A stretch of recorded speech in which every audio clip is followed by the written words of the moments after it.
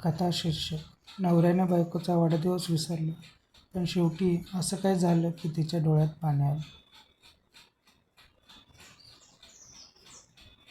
आज सकाळी उठून बायकोने उत्साहाने नवऱ्याकडे बघितले. तिच्या चेहऱ्यावर एक वेगळीच चमक होती, कारण आज तिचा वाढदिवस होता.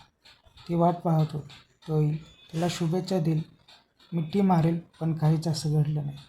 नवरा शांतपणे वर्तमानपत्र वाचत बसलेला होता.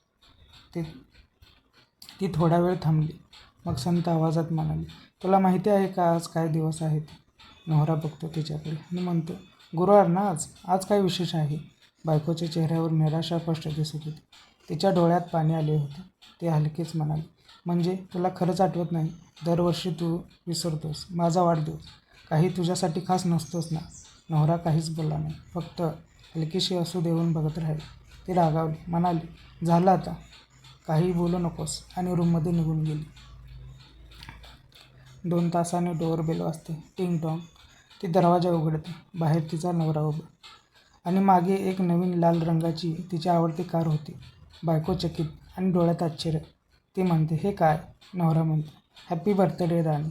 माझं तुला विसरणं हे नाटक होतं. मला तुझं हास्य परत पाहायचं होतं, आणि हे गिफ्ट तुझं खरंच सरप्राईज होतं.